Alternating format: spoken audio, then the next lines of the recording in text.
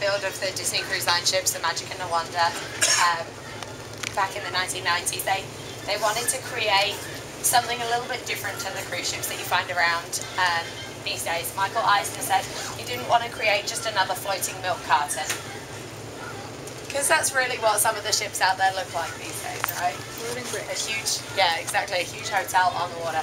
So they decided to go with the modern classic design for the ship. So it would look like a classic ocean liner from the outside, but have all the modern amenities that you would find on those hotel-looking cruise ships that you see these days. So as we go around the ship, we'll take a look into that kind of thing as well. And they also wanted to make sure that there was a story behind parts of the ship. So there was something, a reason for everything, and everything was also age appropriate. So a lot of the time in the parks they don't need to worry too much about things being age appropriate, unless, for example, it's a ride for smaller children and a ride for sort of more young adults to adults age group. They don't really have that sort of age appropriateness that we have here on board with our children's spaces, our adult spaces and our family spaces. So they worked a lot with making things age appropriate, and we'll take a look at that as we head around as well. So we start up here at Palo, our adults only restaurant. So has anybody eaten here? Yes? No? Okay, so most of you have. Palo is Italian themed. Now this is actually a dedication to the area that the ship was built. So we were built in Venice. So they decided that they would have a restaurant that was themed around that area. So it's Northern Italian cuisine here in Palo. And everything is themed around Italy, even down to the decoration out here even. So, although you might not even realise it. So the name Palo translates to pole. Seems like a completely random thing to call a restaurant. Only in Venice, of course, back in time they had their main form of transport as the gondola. So every gondola would be tied to a pole when it was not in use. So poles are very prominent around in Venice, and you see all the way out here and throughout the restaurant as well, you've got the poles around. All of these poles are topped with Venetian glass. So they decided to go with the name Palo, because not only did it translate to pole, which was something that was very prominent in Venice, but it's also very simple. We have crew members from more than 50 countries around the world, so lots of different accents around. Palo is very, very easy for anybody with any accent of any nationality to say. Now, as you walk around the ship, and some of you may even yourself had difficulties remembering the names of some of our other restaurants and bars and venues as well. So, you know, we hear Animator's Palette called Astronaut's Planet and Animal's Plate and all kinds of things. Parrot Key is Pirate's Cove, and you hear lots of different things. Palo, very rarely does anybody get it wrong. So it's a nice simple one for them. So they did a winner with the name on Palo. It really fits in with the theming to the restaurant, but as well as that, very simple for everybody. So even throughout the restaurant, you'll find that all of the stuff in the restaurant is Venetian, comes from Italy. So as you walk through the entranceway, there's the masks there. Now, some people think it's really random to have masks there in the entrance to the restaurant, but masks are a big feature in Venice. All of those masks were handmade in Venice. A little family business made all of those for us. But the masks actually date back for use in Venice all the way back to 1268.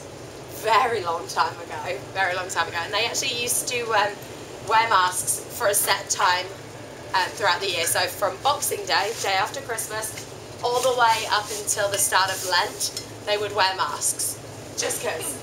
And then after Lent started, they wouldn't wear them anymore. Nobody really knows why. At least anybody that does hasn't informed me of that.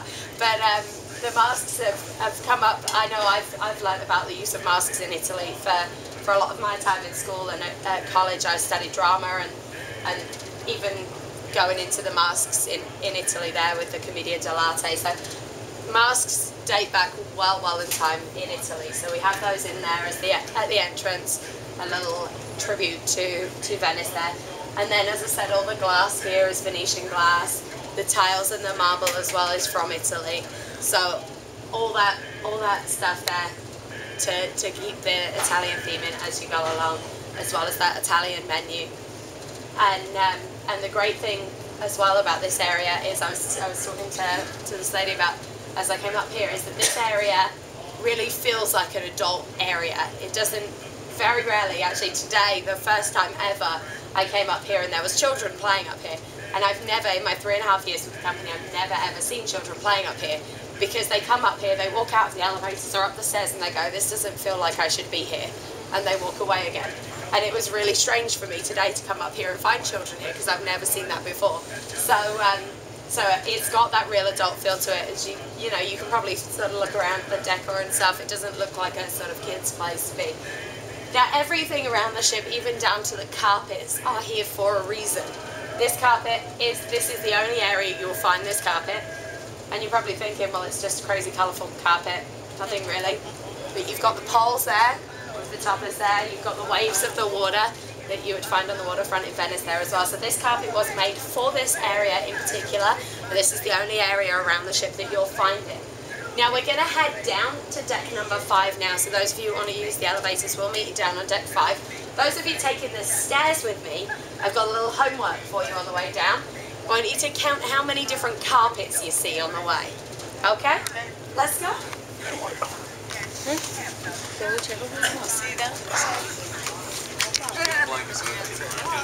Yeah, we just came from the Buena Vista Theater. So it was cool. Oh, good. Yeah, I don't think I got it. Yeah, good.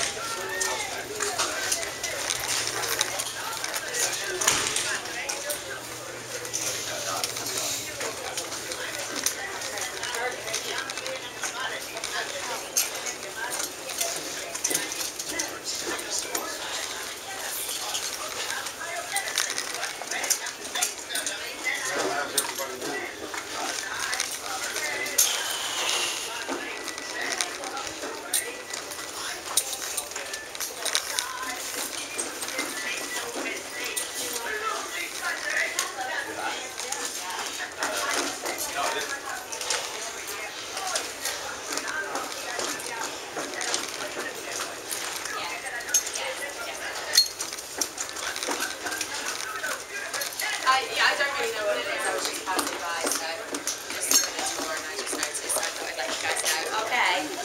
Okay, bye. Housekeeping? Alright, we're almost there. Oh, you decided to go up the stairs? Yeah. Alright. So how many carpets did we see? Saw 6. 4, 6, 5. 5. Alright, well you could have seen anywhere up to 8 different carpets as we headed downstairs. Really just depends how far you look. Some people really get into that game and they want to look down all the hallways. Some people count the landings, some people don't. So a few different things that some different people notice. So anywhere up to 8, so well done. You all did very well. 4, 5 and 6. So very good, very good. Now you're probably thinking, what on earth has she made us count carpets? That's ridiculous. The carpets are really something that's it's a great impact we have with our ship. Is on most cruise ships they have up to 30 different carpets. Here on board the Disney Wonder we have more than 100 different carpets as you go around. Okay, so in just that small space you've noticed that we had 8 different carpets going on around. So I'm going to tell you a little bit about some of those carpets just now. First of all, we came down from Apollo, so we had that carpet up there. We moved down to deck number 9. Did anybody notice what the carpet was on deck number 9? It's like a wave. Okay, Yeah. so Beach Blanket Buffet is the restaurant up there. Now, that's the water for the beach there. As you head into Beach Blanket Buffet, the floor is actually done out like a beach. So has everybody been to Beach Blanket Buffet at least once? So there's the floor like the sand, you've got the towels painted on the ground as well. So you've got the water as you head onto the sand there. So that's all tying in with the theming of that restaurant. Then as we come down to the stairs, you find that we have this carpet here with the Atlantic Star on it. That helps you get from A to B. The Atlantic Star is a directional star there. So we have that on all the stairwells that you find in the guest areas to lead you from A to B, basically. Then each of the landings have their own little inlay. This one here you'll see has got an anchor on it. Now, the anchor you're going to find on levels that have entertainment on them. So here on deck 5 we have our movie theatre, we have our children's activity spaces, so we have the anchor here. Deck 5 is a little different to some of the other levels. The stateroom levels generally have a sea creature on them. So that we have dolphins, we have starfish, and we have, I like to call them octopuses. I know that's not correct. So deck 5, there is entertainment and there's stateroom. So as we get along to the middle of the ship, you'll notice a sea creature on the inlay that's in the middle of the ship. But at either end we have the anchor because we've got entertainment here as well. So that's the inlays. We'll talk more about the inlays as we go around as well. This carpet here is another one that you'll find just on entertainment levels. And as we head around the corner, you'll see we have a carpet change once again. And we have also in our stateroom hallways. Does anybody remember what carpet you see in the stateroom hallways? That's the wavy one? Yeah. There's stripes and waves. There we go. Yeah. Well done. Well done. Very observant. So the stripes and the waves in the stateroom hallways, there's also a circle that has an anchor in it. Now that anchor is split in half. Half to the front, half to the back. One half is red, one half is blue. Now, originally when the ship was created, those anchors were put in a set way. So the red would point to the back of the ship, the blue would point to the front of the ship. Now, unfortunately, nobody told our carpet fitters that when they were fitting the carpets during our dry dock. So some of them are correct and some of them are not. You got a 50-50 chance there. Now, something else we have around the ship to help people find their way around is, of course, our signs. Now, has everybody been to the Animal Kingdom? Yeah, so the Animal Kingdom is our park that covers the most amount of ground, so our largest park. And at the Animal Kingdom, we have about 12,000 signs. Here on board the Disney Wonder, we have more than 27,000 signs, helping you find your way around. When they were creating the ships, they didn't want people to get lost. They wanted you to feel at home. Of course, at home you don't get lost. So the signs there to help you find your way around, to help find everything that you would need to find. So more than 27,000 signs. I would challenge you to count them all. However, it is 4:15 on the last day of the cruise, and I don't think we've got time. Plus, I don't want to see a little sticker on each of the signs that you've counted to know you've been there. Okay, so just notice as we walk around, you're going to see an awful lot of signs just in this area here. We've got signs on that wall there, a few different signs. There's one right here, one here. There's signs on this corner, just around that way, and around that corner there as well. So we've got probably up to about 15 signs just in this small elevator area here around by the stateroom. So we're going to head around the corner now to the Buena Vista movie theatre.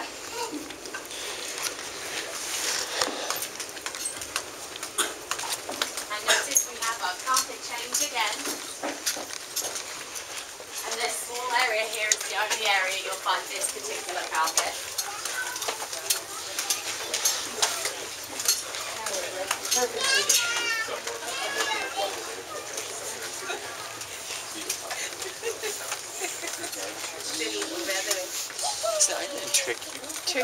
So right now we're not able to go inside the theatre, but we'll talk a little bit about it. So this is a great example of the modern classic design that we talked about whilst we were up at Paolo's.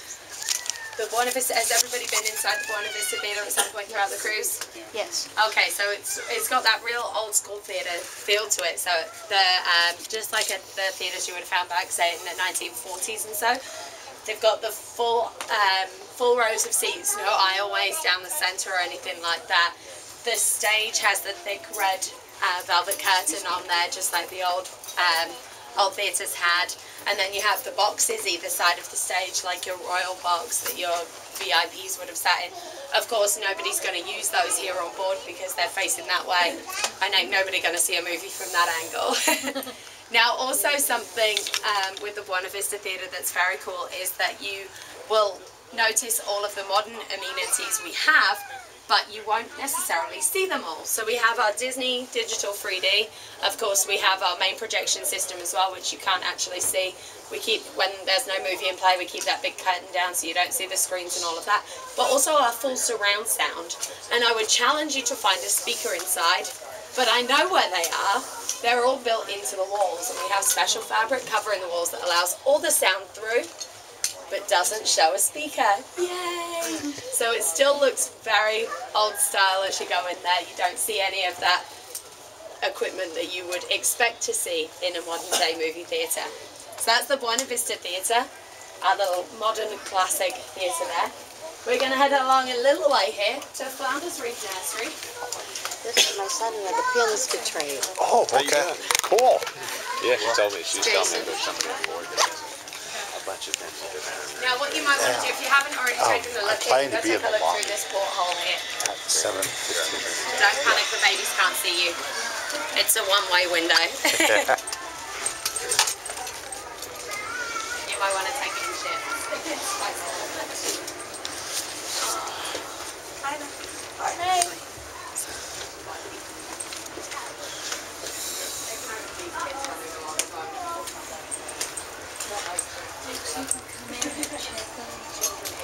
That's cool. Wow. But not onto the ship. Yeah. I have no children. There we go. Yeah, just take a little look in the window. So you can sneak a peek and they can't see you and freak out. Exactly. So that's a very cool aspect they have to the nursery. Isn't it the cutest? It is so cute. So Flounders Reef Nursery is actually an area that wasn't on the ship when the ship was first built. We didn't have a nursery. They didn't think there was going to be a need for a nursery at all. Now, as they started sailing, the first few months of cruising, they realised that they were getting between about 20 and 120 babies every single cruise. Now, if you're getting high numbers of babies, of course, parents are going to want somewhere to take their babies every now and again to give them a little break. It's their vacation too, right? So they're thinking, well, we're going to need somewhere for these babies to go. This was actually a small galley area used for preparing and storing food. Wasn't really needed, it was just here for the sake of it being here, really. A little extra place for room service and stuff like that to be preparing stuff. So they decided that this would be a good location for their nursery. So the first opportunity they got for a dry dock, we took the ship out of the water, and this was one of their major projects. Flounders Reef Nursery. So you're taking a look inside, super cute, very colourful, of course themed around the ocean, being Flounders area. The floor sparkles like the ocean and all of that fun stuff. They've got the fish on the walls, they've got little mirrored bubbles as well. Keeps the kids engaged all the time. There was always something for them to be looking at. Of course, lots of toys in there as well. But something great that they did with turning this from a galley into a nursery was they actually left some of the galley equipment in the back room. Of course, everything babies touch end up in their mouths. So they kept all their dishwashing equipment. So several times throughout the day, all of the toys get dishwashed and then put back out. Doesn't spread the germs nearly as much as it would without them. So our little galley area, keeping our babies fresh. It's very nice. You just don't run the babies through the Don't let the dishwasher. babies get in the dishwasher. Why ever not? So they also have another back room which they use as a nap room. So they have cots in there. So the babies, if they're getting tired, they can put them down for a little nap in there as well. Keeping everybody happy. And they've also got another quiet room that they can... David's carrying lots of bowls there. Something tells me there's something going on with cookies. Oh, there was. Excellent. So they have a little back room that, you know, of course, you get a group of babies together. If one starts to cry, they all cry. So they have another room with TVs and stuff. They can put a movie on. They can take a baby in and keep them quiet in that room whilst the others play happily, and then they can calm down the crying ones in a separate room, which makes it much happier, much happier.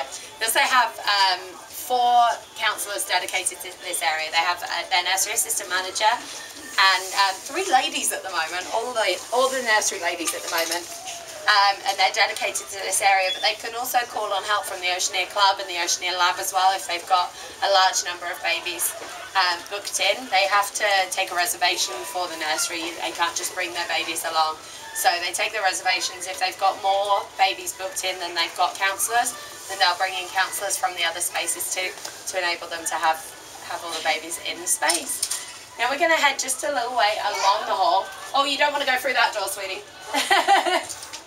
As we head along the hall, just notice, if you will, what is different about Deck 5. Another little bit of homework for you as we head along. Let's go.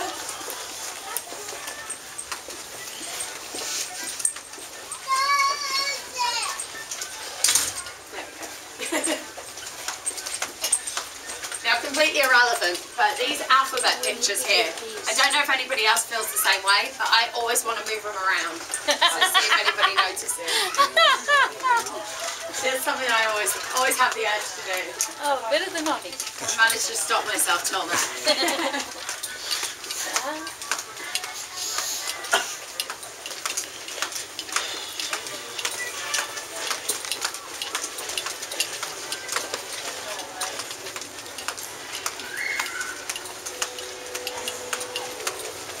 So I want to see something.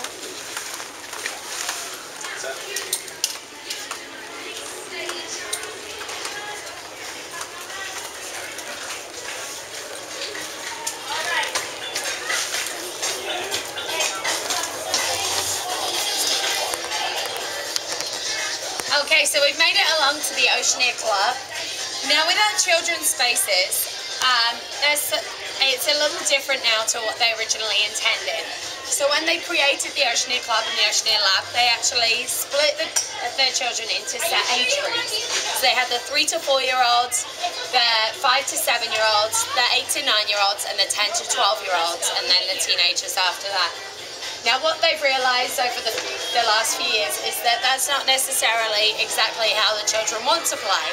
Of course, children want to stay with their siblings, and very rarely do you find that siblings are within one single age group. So they decided to scrap the age group theory, and nowadays any of the children can use any of the spaces. The Oceania Club used to be for the 3 to 7 year olds, and only the 3 to 7 year olds. The lab was for the 8 to 12 year olds, and only the 8 to 12 year olds. Nowadays the programming is still aimed towards those age groups. However, any of the children aged 3 up to 11 can use either space. And we have an additional space down on deck 2 now as well for our 11 to 13s, and then of course our teen space up on deck 11 as well. So the Oceania Club, themed after Captain Hook's pirate ship. So we have, has anybody been inside already? Not many, okay. So it's very, very cool. We'll take a little peek in the door in just a second, but I'll tell you what you're going to look out for. So as we walk in, directly to the right-hand side, you'll see some windows. That's actually a little extra playroom. It's called the Captain's Closet. Captain's Closet's got several computers in there. So with little fun but educational games on there, the kids can play along on those.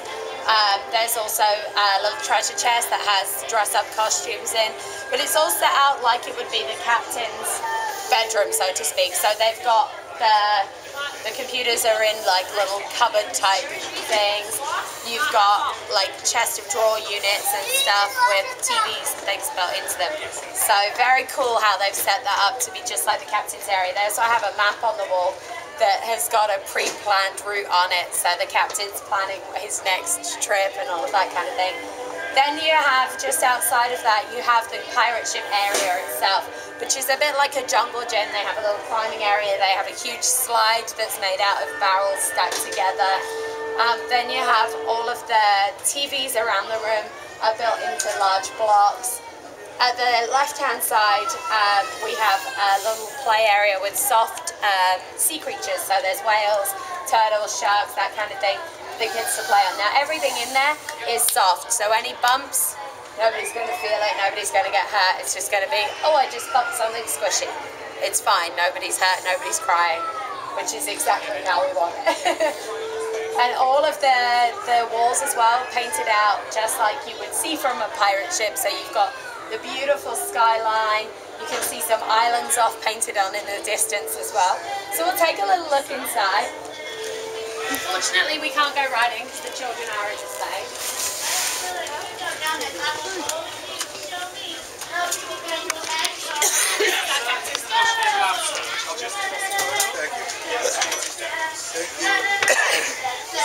Thank you. So what's the name?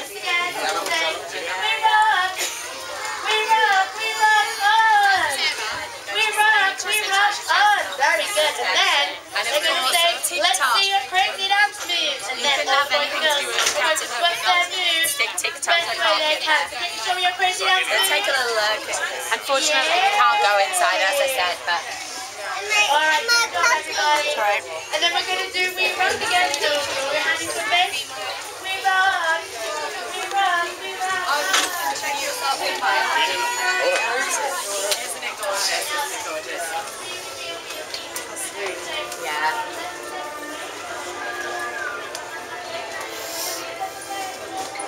Now the other really cool thing about the club is the lighting. You can see there with the ceiling's painted out like it's the sky, so the ceiling tiles themselves are blue, and then you've got the clouds there. Now they have various different lighting settings here in the club. They can make lightning come out of the clouds. They don't do that too often. That doesn't always cause happiness.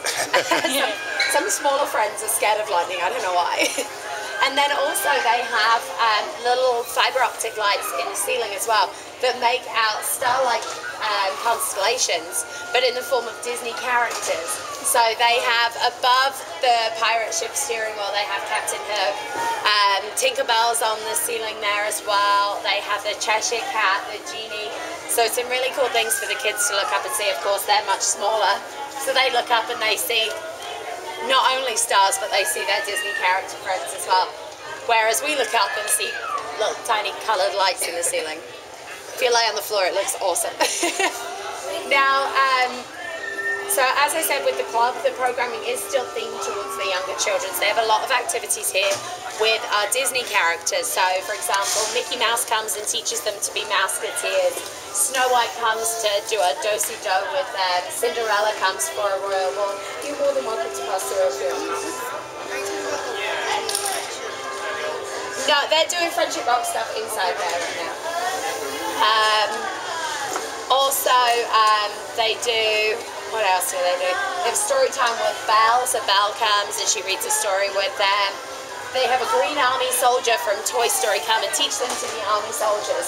They do lots of really cool things here with the Disney characters, keeping them really engaged at all times, and a great opportunity for the children to see the characters. A lot of the parents think, my kids have been in the club the whole time, they've not seen any characters at all. They've seen them all, then some. Okay, so that is the Oceania Club right here. Did anybody notice yet what is different about Deck 5? The ceiling's lower, or the floor is higher, either way. So there's a couple of reasons behind that.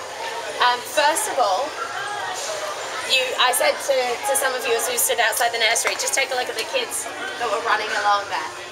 I talked about spaces being age appropriate. Look, the kids walk along, they're happy as anything, they're not worried about looking around them. If you ever look down on Deck 3 and see children, there's not many about down there right now, but the kids walk around on Deck 3 and they're like this all the time. They're looking up, they're looking around, they don't know where to look next. This is their area, they're right at home. This is forced perspective too. Exactly, yes. So another thing, as I said, there's a couple of things behind it. That first one there, the children feeling right at home in their own space. We want everybody to feel at home in their areas, so that really works for them. But it also creates a forced perspective. If you come to the side here and take a look over, as you come up from Deck 3, each level does get slightly shorter. So Deck 3, of course, the highest. Deck 4 gets a little shorter, and then Deck 5 much shorter again. So as you look down, it really doesn't look that high up. But most people, as they walk into the ship, they walk in that entrance there on Deck 3 and they go, whoa, it's huge. Of course, the last thing you want when people are stood on Deck 5 is for people to start going, oh, I feel sick, I'm so high up. So it really works both ways, but also the portholes get smaller as you get up as well, so it makes it appear that much higher up when you walk into the ship there on Deck 3. Us just getting in your minds there and making you feel how we want you to feel, really. Just like Main Street USA. Exactly, just like Main Street. So Disney used forced perspective a lot. We have it here on board the ship. Main Street is the same kind of thing. The way that the street is tapered, and there's a slight gradient as well. So as you walk onto Main Street, your adventure is just beginning. The castle is so far away, but you've got so much to do and you've got all day ahead of you. And then as you stood at the castle looking towards the exit, it's right there, you're almost home. We just love to get inside your heads. And the heights of the buildings, because of the perspective, it makes the children feel like it's made for them, and the adults feel like they're kids again. We like to make everybody feel right at home, we really do. So we're going to head around the corner now to the Oceania Lab.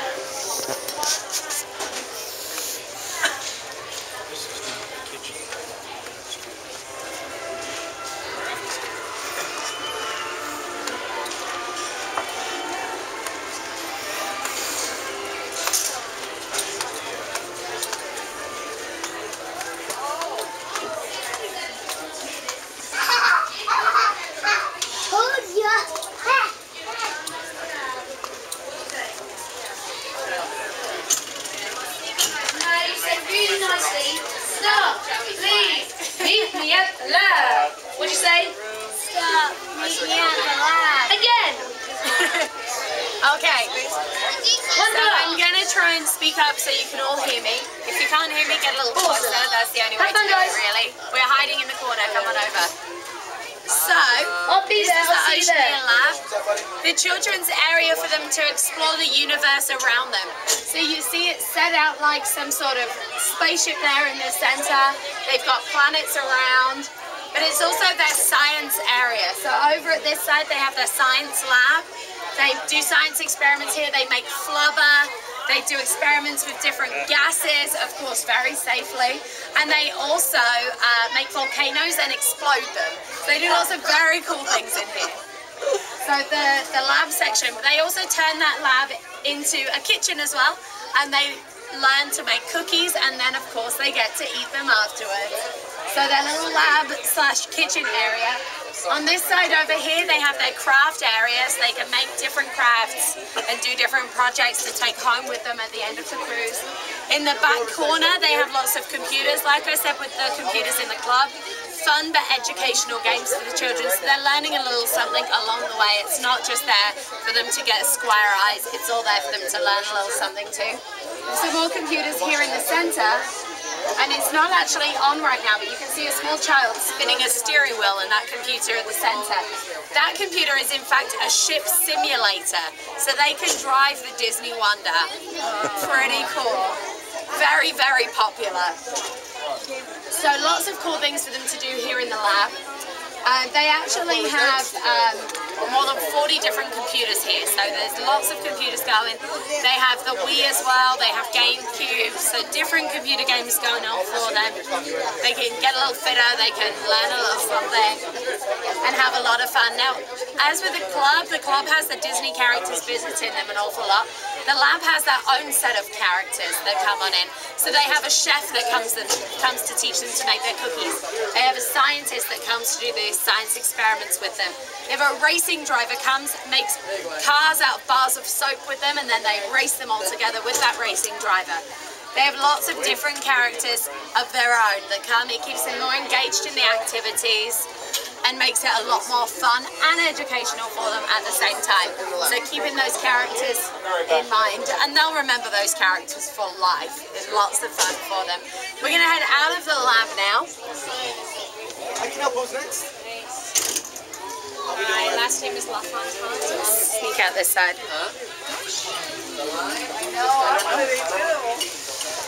It's not fair. We don't get to go in there and play. Hey, like I said, check yourself in anytime you like, but you'll be bound with a wristband. And nobody's getting out until the password is given. That's right. So we're going to head around the corner. Have we got everybody? That's that lady right there. I'm going to follow her.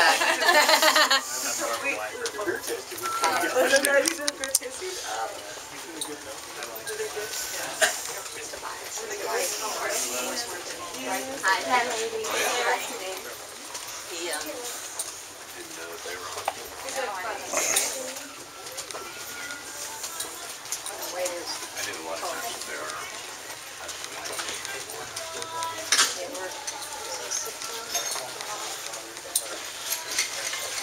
Please return your 3D glasses here. Anybody got any spares? What do they do with those? Do they clean them? Yeah, we have dishwashers especially for them. Craziness. Walt Disney was really into edutainment. Yes. Yeah. Yeah. Education. Edutainment. It's awesome. That's why we use Disneyland as home school for a book. Aha. Where's your little animals? They gone?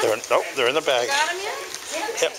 Oh yeah, our buddies go everywhere with you. Hey, they even got on the bridge. They did. Got pictures of them. Yeah. All right, so we've made it down to deck number 4. Now, we talked a little bit about the inlays before. This inlay is a little different. This is the only one of its kind you're going to find here on board. This is, of course, the area where you find the Walt Disney Theatre. So we have our Walt Disney Signature Edition. Now, a little bit more about these inlays is they're actually a little tribute to our crew here on board. The majority of our crew come to us from the Philippines, and all of these inlays are handmade in the Philippines. So it's a little bit of home for all of our crew members that come to us from the Philippines, keeping that little bit of home. And we do, whenever we have a dry dock, all of the carpets throughout the whole ship get replaced, including these inlays. We get all new ones, handmade from in the Philippines and sent to us, so we can refit those and keep the ship looking beautiful and fresh and new all the time. So a little cool fun fact about our inlays there. We're going to head around the corner now to the official Walt Disney Theatre entrance.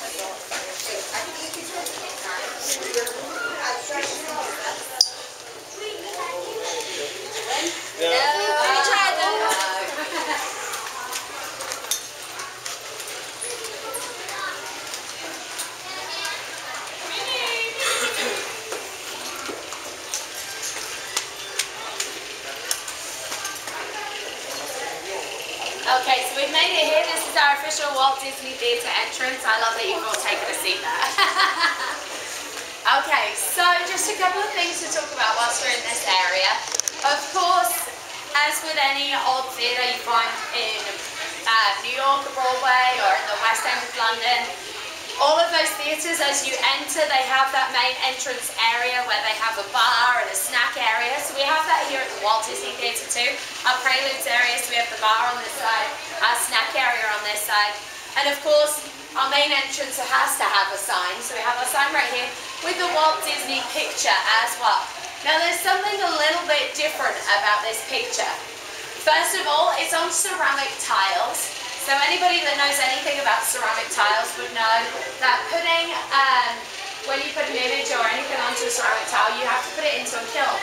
Now any batch of something that you put into a kiln will come out a different colour from another batch that you would put into a kiln. So what they did was they put each tile in individually.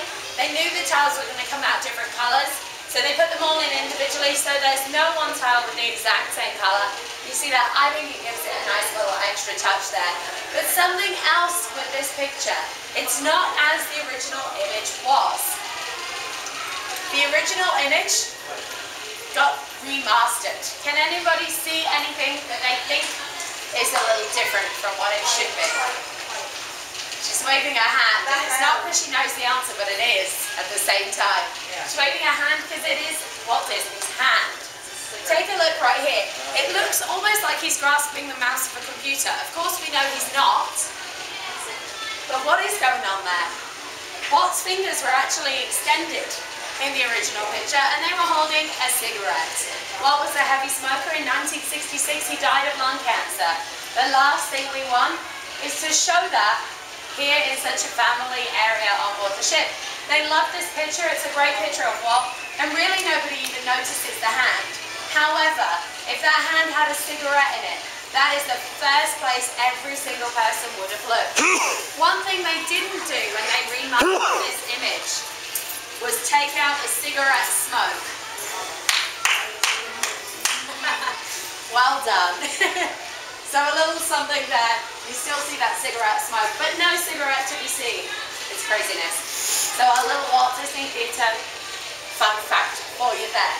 Now we're going to turn and take a look at the other side. You see our stores. And I talked about things being made age appropriate. So the stores are a great example of that as well.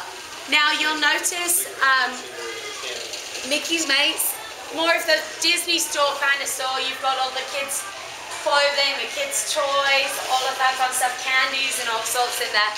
Basically the store that the kids want to go to. So you take a look there at the signage. You've got the bouncing, colourful writing there with the Mickey head, the stars. All the doors have got frosted characters on there, drawing the kids to the area that all their fun stuff is going to be. Then you take a look at Treasure Catch. You've got the adult clothing, the jewellery, the perfumes, all of that kind of thing. And it's got that much more adult feel to it as you look at the entrance there. You've got that more formal type writing. You've got the dome at the top with the sailboat etched in there, and also 6 nautical flags in that dome as well. I don't know if anybody knows anything about nautical flags, but there's several nautical flags. They all represent a letter. Those 6 spell Disney. And then either side of Treasure Catch, you've got 3 flags. D, C, and L, of course, Disney Cruise Line.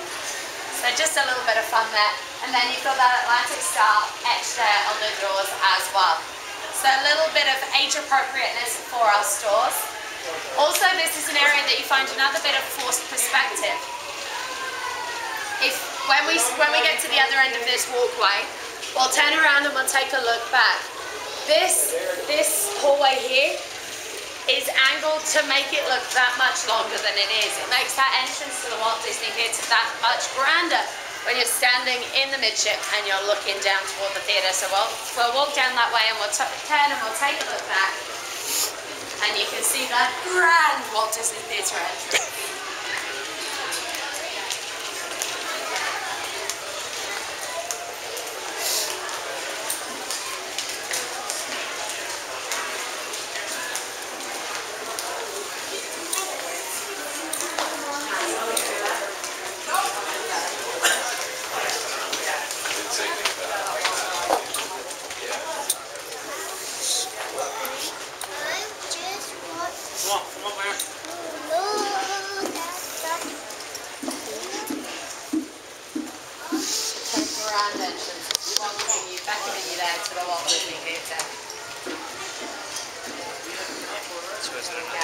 We're actually going to head outside now. I know you're all saying that it's cold and windy out there. We're going to head outside just for a couple of minutes. There's just a couple of things to point out there. So we're going to head right this way.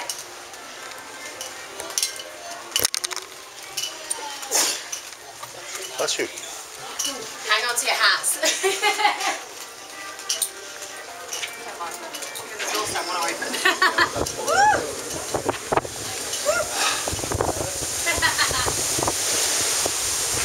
Nobody judge me with my hair right now.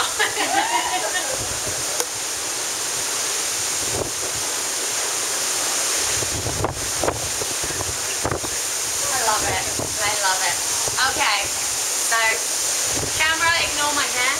Okay. So, whilst we're out here, a couple of things to talk about. First of all, who can tell me the colours of the Disney Wonder? Tell me, tell me. Black, red, white, and Mickey Shoe Gold. I love how you said Mickey Shoe Gold. That makes me happy. I've never heard it described as that before. I love it. Okay, so we said black here. Does anybody have any arguments with that? You thought it was blue? Wow. Wow. Let's take a little look. Take a little look. Look down over the edge, unless of course you don't want to. I see is ocean. The colour of the ship. All I can see is ocean. All you can see is ocean. Exactly. Okay. So, basically what we wanted you to see when you look at the ship, as you head towards it, we want you to see the colours of Mickey Mouse. So black, white, red, and Mickey Shoe Gold. Okay, that's exactly what we want you to see. However, the traditional classic ocean liners would have been like a navy blue kind of colour. So, what they tried to do when they were creating the ship was to make that perfect mix. So it looked black from a distance, but as you looked real close, you would see that it really was a very dark blue. They were having real difficulties with creating a paint like that. So, working at it all the time, they carried on building the ship. We'll figure that out at some point. And one day a lady called Monica, she was one of the Imagineers working on the build of the ship. She walked into the offices and she was wearing an outfit. And they looked at her, oh Monica, there she is in her black. And then as she got close, they were like, Monica, you're wearing really dark blue. Can we take some of that, chop off a part of her sleeve? They take that to the paint makers, and the paint makers make that colour, which they then called Monica Blue. So our ship is in fact Monica Blue, red, white, and bright Mickey yellow. There we go. So, another thing about the colour, of course, that bright Mickey yellow, are lifeboats. Now, when they were building the ships, the United States Coast Guard regulations stated that lifeboats must be orange. The last thing Disney Cruise Line wanted on their beautiful classic ocean liner was bright orange lifeboats with the red, because that would have looked hideous. So they worked very closely with the US Coast Guard to prove that the yellow was just as safe, if not safer, than the orange. They also, of course, paid a hefty fee in order to let them prove that too. But if it wasn't for us, the United States Coast Guard laws would still say that orange lifeboats were required. So other ships, for example, Royal Caribbean, have us to thank for that. Thank you, Royal Caribbean. There we go. So a little fun fact there. Now something else, one last and final fact, whilst we're out here. Lifeboat 10. This is the middle of the ship, and I'm just going to separate you two slightly and get you all to take a look right here. Now, some of you may not know, some of you may know, that the Disney Magic, our sister ship, was built in 2 separate halves and then joined together. This is the exact point where the Disney Magic was joined together. The Disney Wonder was built in one piece. We have a seam. Nobody really knows why, except to make us even more the same than we already are, and to give me this wonderful talking point on my tour. There we go. So a little bit random, but we have our seam there. That is the exact point that the Disney Magic was joined down the middle. Also, Lifeboat 10 is the location of our stabilizers. You probably can't see them right now because of the weight, but our stabilizers on board, they come out the side of the ship just like airplane wings. They stick out about 28 feet either side, and they reduce the roll of the ship about 60 to 70%.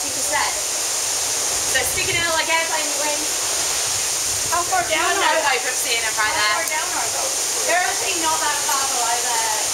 Yeah. Yeah. Well, yeah, of course. We might have them stuck out while we're done. But there we go. So that's where the stabilizers are. You can't see them, but you know they're there now. We're going to head inside back into the nice, cozy, warm, less windy part of the ship.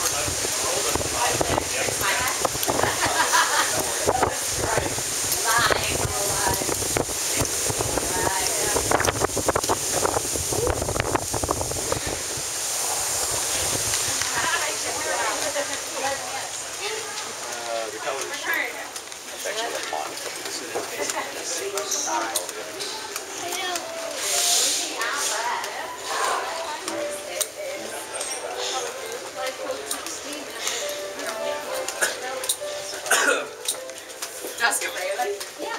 It's kind of... I didn't even know that. I'm going to go on there. Hey, I didn't know that. I wonder if it's even on purpose. You know, sometimes they show up and they're not on purpose at all. Oh, where am I going? I need to stop here. I got carried away there.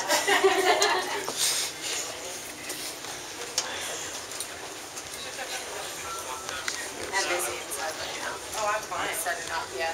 Just taking pictures. So we're here at Studio C. Studio C is one of our family venues on board, and this area is themed out to be like a TV film studio. So we have our game shows in here, Who Wants to Be a Mouseketeer and Mickey Mania, Pirate's Life for Me, those TV style game shows. It's also the area that you'll find our Disney karaoke as well. So we get everybody being the superstar here in Studio C in our TV studio. But it's a really cool area that's really themed out to feel like that sort of grand, famous people type spot. So you've got your little box offices here on the outside, your red carpet. This was originally designed to be the main entrance to Studio C. More people use the other entrance on the other side nowadays because they come straight from the theatre to come to our activities here. But this was originally the main entrance. If you peek through the windows here, you can see the paparazzi are pictured on the side there. And they actually have small cutouts on the paparazzi cameras that have light bulbs behind them. So the paparazzi flash their cameras at you as you walk on in this way, which is pretty cool. So you walk on in through the red carpet, the paparazzi are going crazy at you, and then you walk on in to be the superstar, whether you're singing karaoke, appearing on a game show, or joining in with a dance party. It's their chance to be the star. The posts that are holding the ceiling up are done like film reels stacked on top of one another. And all the chairs are director's chairs. And then the tables are the last and final thing we talk about here in Studio C. The tables are made out like film reels as well, but each table is a different film, which is pretty cool. So if you get a chance later on this evening, come on into Studio C, take a look at that. It's well worth a look. They're just setting up right now for their tea party, but we'll head on down the hallway, and we're almost at the end of the tour. Tea party like Disney Friends tea party for the kids. It's like a little stick of it that they offer. The kids can go. I think they have Peter Pan, Ariel, Princess Tiana teach them how to properly attend a tea party. Very cute.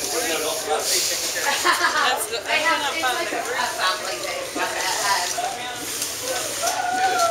It's more for the children,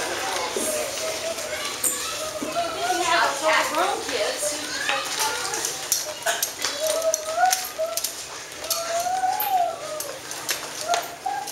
So whilst we sneak down that little sneaky staircase there, we're going to stop here for a minute and we're going to talk about the restaurants here on board that we haven't already talked about. Of course, we've already talked about Palo and Beach Blanket Buffet, but we have 3 more restaurants here on board. So we have Animator's Palette, which is of course our show restaurant. Has everybody witnessed the Animator's Palette show? No. Yeah? No?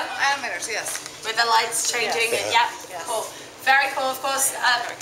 Knowing Disney, most of you will be aware that Disney loves to have a little bit of theatrical dining. So that's our little theatrical dining here on board with the colour changing. And of course it's Animator's Palette, so it looks like an animation area. You've got all the pictures on the walls. You have the posts holding up the ceiling there that are paintbrushes. The lights are in the paint palettes as well. So it's all done on that theme of an animator's workshop. So that's Animator's Palette. Then at the back of the ship on this level we have Parrot Key, our Caribbean themed restaurant. It really does, I don't know if anybody's ever been to a restaurant in the Caribbean or the Bahamas before, but it really has that real theme feel to it. It's just like walking into a restaurant in the Bahamas. So you've got those bright colours everywhere you look. Of course your servers in there, they wear their bright coloured, slightly obnoxious shirts. And then you have the sounds of the parrots whilst you're eating as well, which isn't at all annoying. Okay, so Parrot Key there, our Caribbean themed restaurant. And then we have Tritons. Now we talked about the ship being more like a classic ocean liner, and the lobby atrium area, deck 3 midship, on a classic ocean liner, that would be the area that they would have their main ballroom. So we have Tritons as our slightly more formal of the 3 rotational dining restaurants. You enter in on that grand staircase, making you feel very fabulous as you walk through. I like to think anyway, I like to feel fabulous as I walk through there. And then of course it's themed after the Little Mermaid with the name of Tritons. You know, Triton is Ariel's father. So you have the picture at the back wall is Ariel, and that under the sea little backdrop there. And then all of the lights in the ceiling. Take a look at those lights. Does anybody else see jellyfish when they look at that ceiling? Because that's all I see. I go, that's not a light, that's a large jellyfish. Yeah. And you've got the bubbles in the ocean here as well. And our French themed menu there to keep that more formal feel to it. For some reason a French restaurant is thought to be more formal than another kind of restaurant. I have no idea why. We're going to head now to the middle of the ship where we're actually going to end our tour.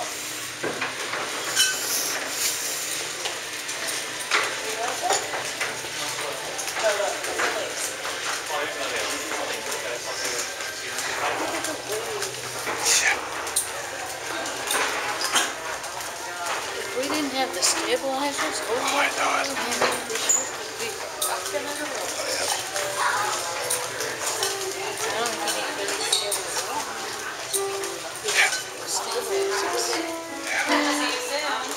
it.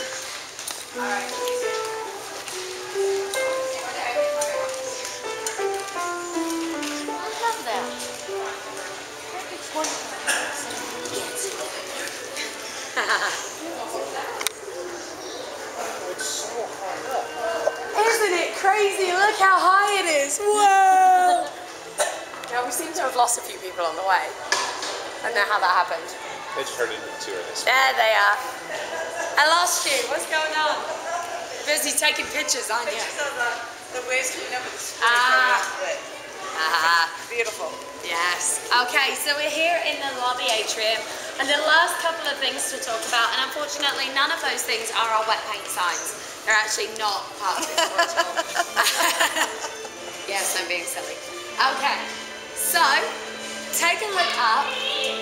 Of course, for a second you go, wow, but then you notice in between decks 5 and deck 4, and then in between decks 4 and decks 3, we have this gold little inlet. Goes around. And it's probably easier to take a look at the one between 3 and 4 than the one higher up, and they're exactly the same. So it's a little tribute to our crew members here on board. I talked about the inlays being a tribute to our crew as well, but this is more of a tribute because it's actually the Disney characters doing the different jobs that you find being done around the ship. So Mickey Mouse is doing an impersonation of me. He's got a microphone. He's entertaining all of his guests. You've got Pete there, he's got a tray, serving dinner to everybody. Daisy's making beds. You've got Donald there pulling up the anchor by the looks of things. Also, Pluto's got a life ring, he's been a little lifeguard there. Clarabelle the cow is a personal trainer. What, who knew? So the different characters doing different things that you found done. We are in trouble. Goofy's got his binoculars out. He's on watch. Uh-oh. Trouble, trouble, trouble. There's a little tribute to our crew members here on board. And then we take a look right up. Now we might not want to look up the whole time, because I think for a start I'm going to fall over if I do that. But right above us you see our chandelier. Now that is a huge talking point here on board. People want to know a lot about it, and I am here to tell you all about it. So this was created by a gentleman called Dale Chihuly. Some of you may have heard of Dale before. Very famous artist, works with glass. Now, Dale Chihuly has famous works in Bellagio, in Las Vegas, in the Atlantis Resort, in Nassau, the Bahamas. In Europe, he has a large museum of different works as well. So, lots of famous pieces around the world. And he actually made our chandeliers for the Disney Magic and the Disney Wonder. The Disney Magic has the Festive Venezia #1. We have the Festive Venezia #2. This is my personal favourite of the two of them. If anybody's sailed on the Magic, I know a couple of you have sailed on the Magic before. The chandelier on the Magic is smaller and darker in colour. This one, much larger, much more vibrant colours. Makes me happier than the one on the Magic. It really does. So the Festive Venezia #2. Now the great thing that we have with these is that, as I said, Dale worked with glass. When he was creating the pieces for the ship, of course you're hanging something very high up on a moving vessel. The last thing I would want right above my head right now is solid glass as we're moving through the ocean. So what Dale did when he was creating the Festive Venezia #1 and the #2 is that he made a mix of plastic and glass, much less breakable, much safer to hang so high up on a moving vessel. Now, another cool thing about this is that when Dale was creating the two pieces, he always wants to know when he's making an artwork, he always wants to know what the people viewing it are going to see from every single angle. So when he was creating these, he made a full version of our lobby atrium in his workshop, and he created it in that so he could see from every angle that the guests were going to stand exactly what they were going to see. He could make sure that everybody was going to see exactly what he wanted them to see. Very cool thing about this. So you know wherever you're standing, whether it be right here directly underneath it or up on deck 5 taking a look at the side deck, you're seeing exactly what the artist intended for you to see. Very cool, I think. So the Festive Venezia #2. Very beautiful. Thank you, Dale Chihuly, for that. And that brings us to the end of our tour. I thank you so much for joining me and for sticking around as well. I know our group has shrunk as we've got along. I know people have got to get ready for dinner and a show and things like that. But I thank you for taking the time to learn a little bit more about our ship, and I hope you did learn a little bit more as we went around. Thank you for joining me, and I'll see you around this evening, I'm sure. If I don't, have a safe trip home. We'll see you again next time. Thank you.